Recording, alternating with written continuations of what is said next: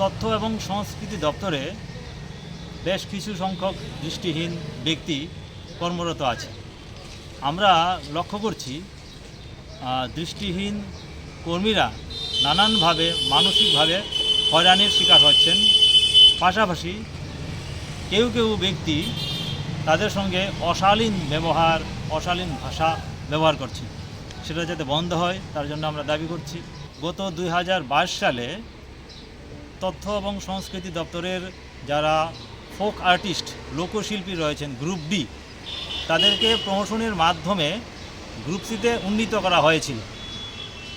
সেই ক্ষেত্রে কয়েকজন দৃষ্টিহীন ব্যক্তিকে তারা প্রমোশন দেননি, অর্থাৎ দৃষ্টিহীন কিছু সংখ্যক ফোক আর্টিস্ট তারা বঞ্চিত হয়েছে।